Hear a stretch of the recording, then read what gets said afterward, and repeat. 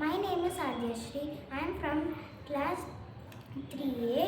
My school name is Vidyaniketan Public School. Okay. Sir இப்போ வந்து இந்த குயிஸ் மெத்தட் வந்து ஆக்சுவலாக புதுசாக தான் சொல்லி கொடுத்துருக்காங்க. பட் இது எப்படின்னே தெரியல எனக்கும். பட் இங்கே கேட்ட பேர் சொல்கிறாங்க குயிஸ் மெத்தடில் வந்து ஃபுல்லாக இதை ஒரு 10-15 கொஸ்டின் நான் படிக்கவே இல்லை.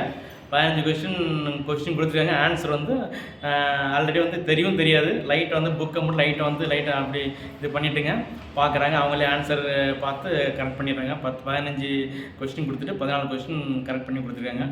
குட் 15க்கு 14 எடுத்திருக்கியா? எப்படி நீ கண்டுபிடிச்ச?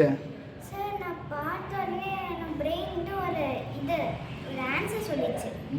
டிக் பண்ணால் கடைசியில் ஆன்சர் பார்த்தா கரெக்டாக இருக்குது. ஸோ இதுதான் பவர்ஃபுல் பிரெயின் கடவுள் நமக்கு கொடுத்துருக்காங்க.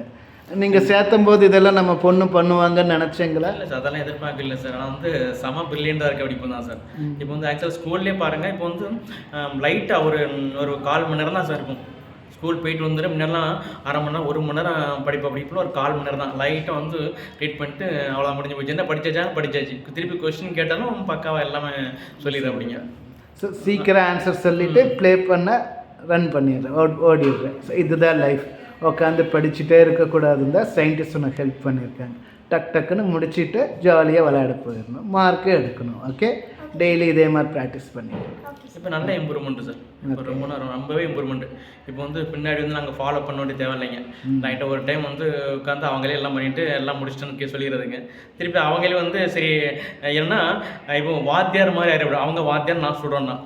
அப்படி மாதிரி ஃபாலோ பண்ணி இப்போ எடுக்க ஆரம்பிச்சிடுறேன். அப்படிங்க இப்போ அவங்க டீச்சர் ஆகிட்டாங்க, நீங்கள் ஸ்டூடெண்ட் ஆகிட்டாங்க. Very good. அப்படி பண்ண ஆரம்பிச்சிடுறாங்க. அதனால் நம்ம எல்லாமே ஆக்சுவலாக வந்து ஸ்டூடெண்ட்டு எப்படி இருக்கணும், டீச்சர் எப்படி இருக்கணும்னு அவங்களுக்கு தெரிஞ்சனால எல்லாமே டோட்டல் எல்லாமே தெரிஞ்சிருதுங்க.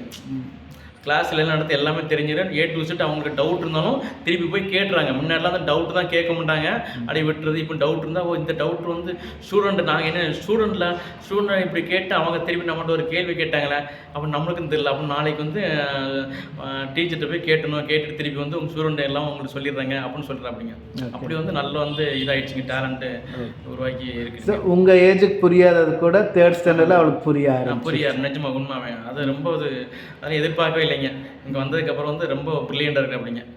Okay, thank you. இதே மாதிரி ப்ராக்டிஸ் டெய்லி ஐபால் எக்ஸசைஸ் எல்லாம் பண்ணி கண்டினியூஸாக அம்மா அப்பா எவ்வளோ ஹாப்பியாக இருக்காங்க பார்த்தீங்களா? எதனால்? உன்னோட பெர்ஃபார்மன்ஸ் நல்லா இருக்கிறனால. ஓகே, இதே மாதிரி எப்போ இருக்கணும். Okay, good.